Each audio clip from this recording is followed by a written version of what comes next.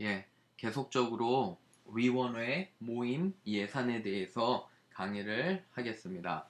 여러분, 특별히 이제 이번에는 모임에 대해서 우리가 한번 생각해 보겠는데요.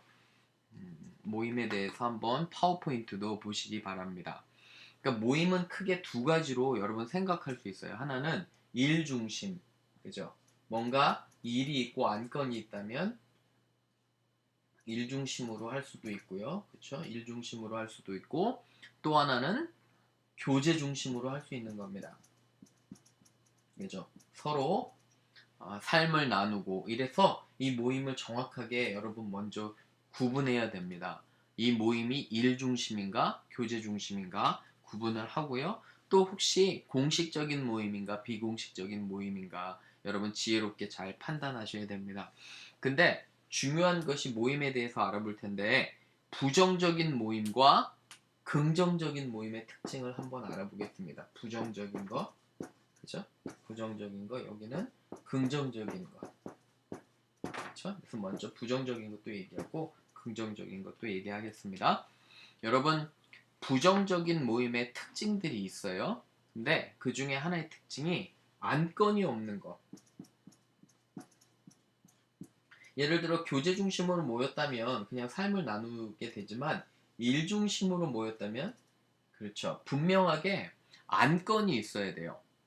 그렇죠? 그런 경우 많이 생각해 보셨어요? 이 사람 이 얘기하고 저 사람 저 얘기하고 온갖 사람들이 다른 얘기를 합니다. 하나도 안건 처리가 되지가 않는 것입니다.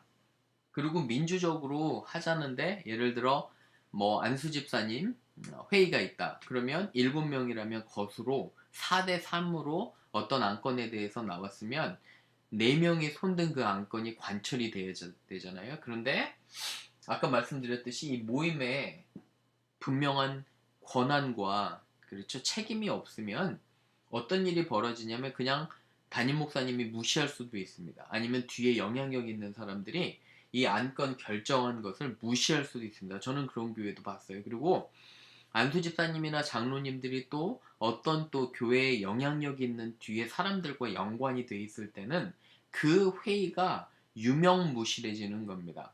그쵸?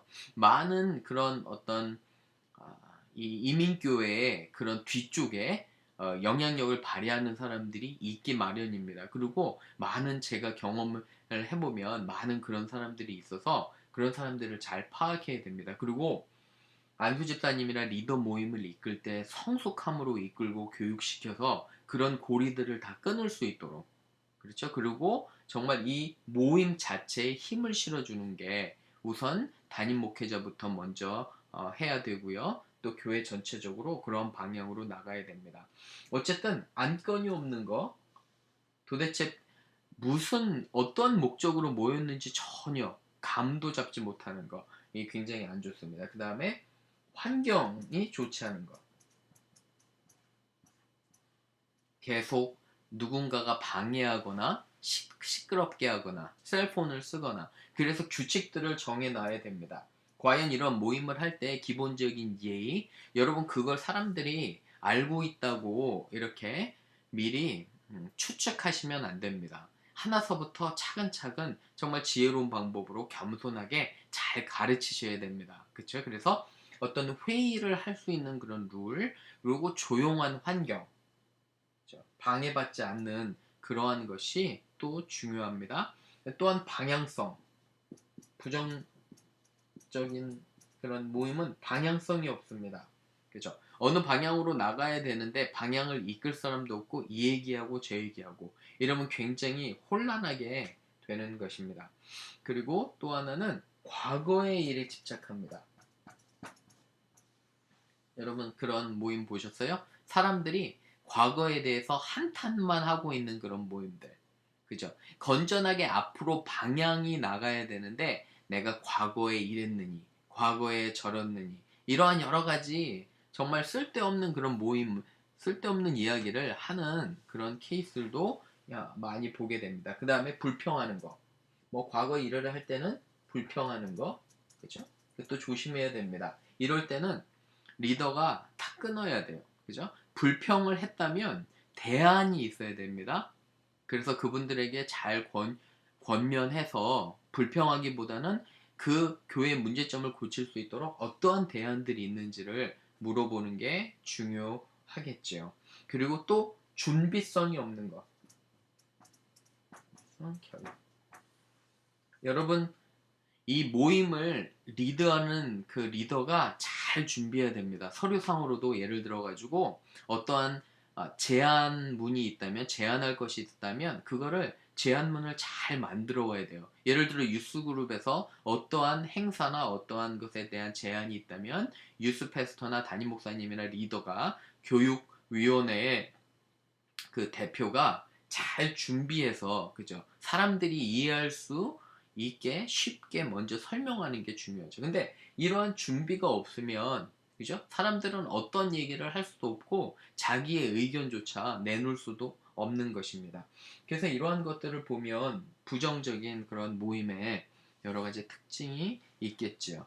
그 다음에 자원이 결여됩니다. 자원은 무슨 말이냐면, 그죠? 충분히 이 팀을 서포트할 수 있는, 그죠? 어떤 모임들을 서포트할 수 있는 재정적인 거, 경제적인 거. 예를 들어 식사 중에 모인다, 아니면 어떤 교제 중에 모인다 하면 식사비나 그런 교제비를 댈 수 있는 그런 자원도 좀 필요하겠죠. 그죠? 또 하나 그 뒤에 보시면 잦은 방해라고 있는데, 방해는 환경과도 비슷합니다. 그죠? 자꾸 방해가 돼요. 그래서 서로 약속을 해야 됩니다. 어떤 것도 방해 안 되게 좋은 시간을 또 선별해서 하는 것도 중요하고요. 반복, 또 지나친 사항들. 어떤 교회는 회의를 정말 오래오래 하는 그런 경우가 있습니다. 그죠? 얼마나 반복적이고, 그리고 한 얘기 또 하고 한 얘기 또 하는 것도 보게 됩니다. 또 하나, 방어적인 태도.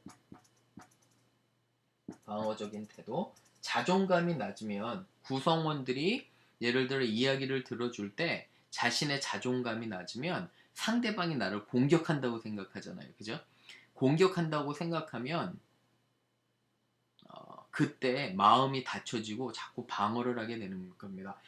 그래서 성숙한 사람들이, 모임 안에 성숙한 멤버들이 필요한 게 자존감 문제도 해결이 어느 정도는 돼야 돼요. 상대방의 이야기를 충분히 들어줄 수 있는 거예요. 여러분, 집사를 선별할 때나 아니면 모임의 구성원을 선별할 때 이 사람이 상대방의 이야기를 들어줄 준비가 되었는가 굉장히 중요합니다. 왜 그러냐면 준비가 되지 않으면 자꾸 방어적이 될 수밖에 없어요.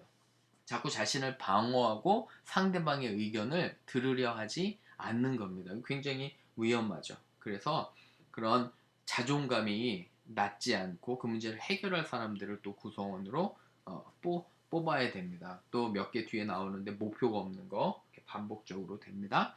이게 보통 부정적인 그런 모임의 여러 가지 특징들일 수 있습니다. 안건을 만드는 거는 그 뒤에 한번 보시면 제가 이렇게 만들었고요. 좋은 모임, 긍정적인 것, 좋은 모임은, 그렇죠? 여러분, 좋은 모임은 이런 것들의 반대라고 할 수 있으면 이렇게 보시면 됩니다. 특별히 목적은 이것도 상관이 있어요. 교제 중심일인지 일 중심인지 그 모임에 분명한 목적이 있어야 되는 거예요. 방향이 있어야 된다는 거죠. 그죠? 왜 모였는지, 가능한 한 빨리 어떤 안건을 처리하기 위해서 모였는지를 리더나 구성원들이 분명하게 알려야 돼요. 그리고 모임 전에 리더가 왜 모임을 하는지도 분명하게 인식하고 알려줘야 되겠죠. 그죠? 그래서 이 목적이 굉장히 중요합니다. 그 다음에 적합한 구성원.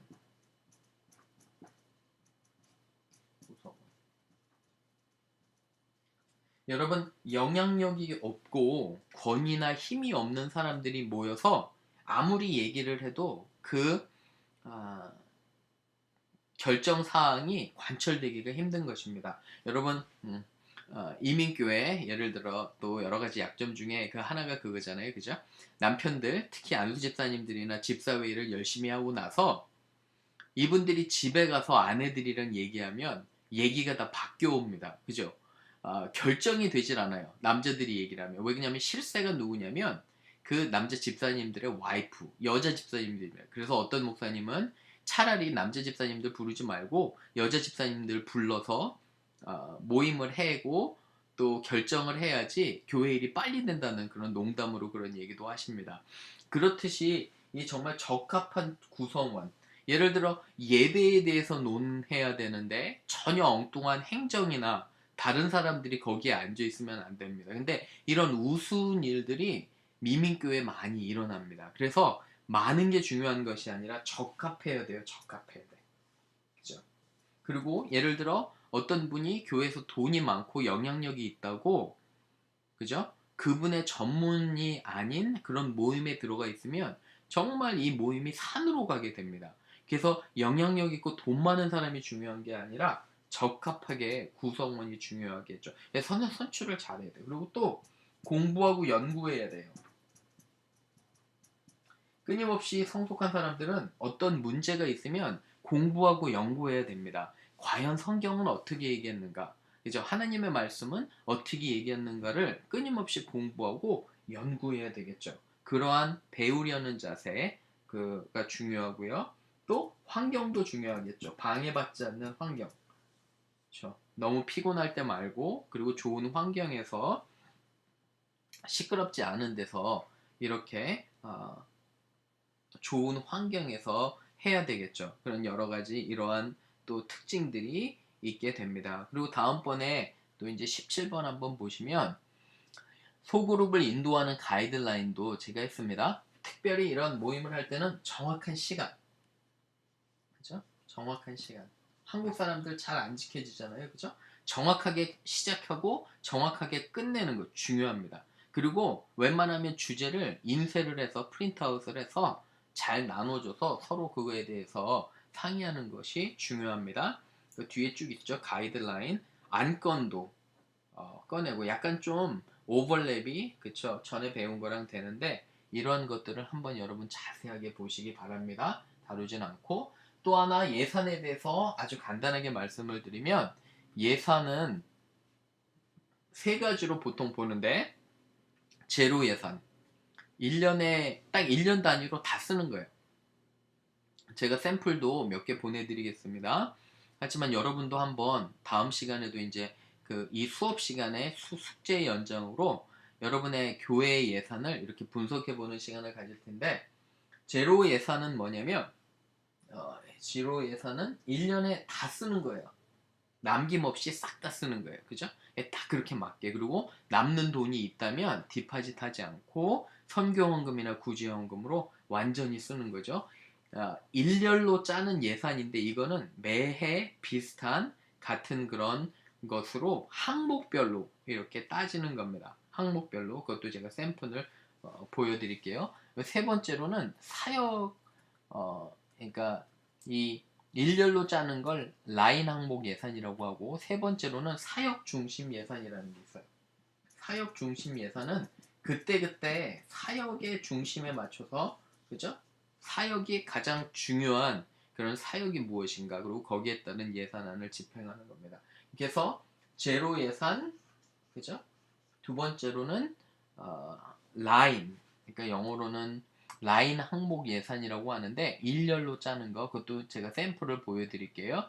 또한 사역 중심 예산, 이렇게 세 가지로 나눕니다. 그래서 우리가 다음 시간에 여러분 예산 가져오면 우리가 한번 분석도 하면서 같이 조금 더 이야기를 나누어 보겠습니다. 어쨌든 오늘은 위원회 모임 예산에 대해서 이야기를 나누었습니다.